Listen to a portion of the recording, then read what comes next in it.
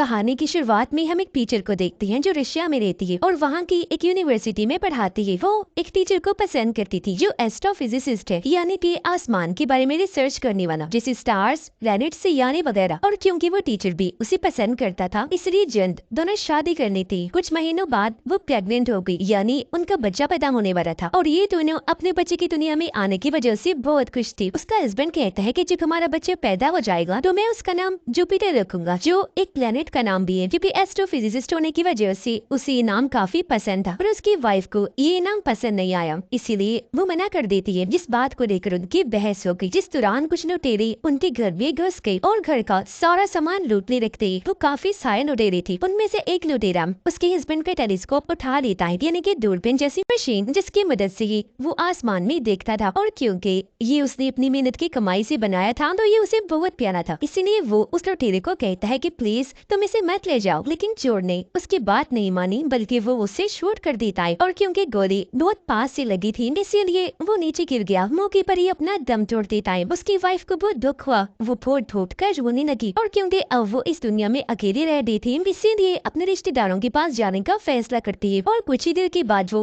Ship के जरिए अपना सफर शुरू करती है। रास्ते में ही उसकी तबीयत खराब हो गई और यहाँ वो एक बच्चे को पैदा करती है। और क्योंकि अब उसका हस्बैंड इस दुनिया में नहीं रहा, तो उसकी याद में वो अपने बेटे का नाम जुपिटर ही रख देती है। और अब हम कहानी में 22 साल के बाद का वक्त देखते हैं, जहाँ जुपिटर अब काफी बड़ी हो गई है, पर वो अपनी जिंदगी से खुश नहीं, क्योंकि वो बेचारी गुजारा करने के लिए एक अमीर फैमिली के घर पर साफ सफाई का काम करती थी। वजह ये थी कि असल में जुपिटर इस वक्त यूएसए में थी, पर क्योंकि उसका ताल्लुक रशिया से था, इसी वजह से उसे यहाँ अच्छी जॉब नहीं मिल रही थी। इसके अलावा अब उसकी फैमिली काफी बड़ी हो चुकी थी और ये सब के सब उस अमीर फैमिली के घर में ही रहती थी, पर इनके रहने के लिए छोटी सी ही जगह थी। इसी वजह से यहाँ कोई प्राइवेसी नहीं थी, सबको एक जगह पर ही सोना पड़ता और अकेले में ये कोई बात भी नहीं कर सकती थी। इसके बाद हमें एक अनजान प्लेनेट सैयारा दिखाया गया, जहाँ पर हमने एब्रासाक्स के 3 बच्चों को देखते हैं, जिनमें 2 लड़के थे और एक लड़की। ये रॉयल शाही फैमिली के लोग थे। इन तीनों बहन भाइयों में एक लड़की का नाम टाइटस था। ये तीनों बहन भाई अलग अलग प्लैनेट्स पर हमला करके वहाँ के लोगों को मारते थे और फिर उनसे एक ऐसी दवाई बनाया करते थे जिनकी मदद से सालों तक जवान रह सकते हैं। कहानी में उनकी माँ